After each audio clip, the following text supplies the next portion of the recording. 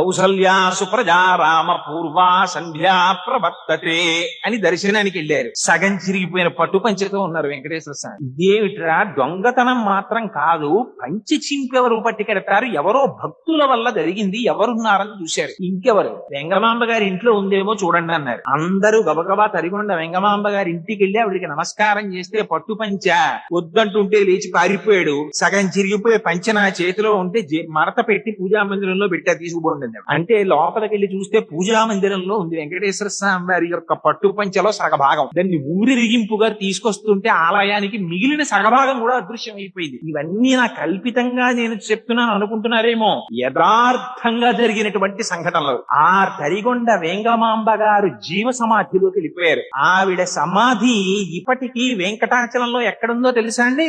ఆదివరాహస్వామి వారి కాటేజెస్ ఉన్నాయి, వరాహస్వామి కాటేజెస్ అని పిలుస్తాం మనం. దాని వెనకాతలకు చిన్న రోడ్డు ఉంటుంది. ఆ రోడ్ లో వెడితే హరిగొండ వెంగమాంబ జూనియర్ కాలేజ్ అని స్కూల్ కనపడుతుంది. అక్కడ వాళ్ళని మేము సమాధి దర్శనం చేస్తామని అడిగితే లోపలికి పంపిస్తారు. ఇప్పటికీ తులసి తోటి ఆ వెంగమాంబ గారి సమాధి అక్కడ ఉంటుంది. ఆ సమాధికి సాష్టాంగ నమస్కారం చేసి మౌనంగా ఒక్క నిమిషం కూర్చుని ఆవిడికి నమస్కారం చేసుకుని రండి. ఆవిడ ఇప్పటికీ ప్రతిరోజు వెంకటేశ్వర స్వామి వారికి అర్చన చేస్తారని చెప్తారు.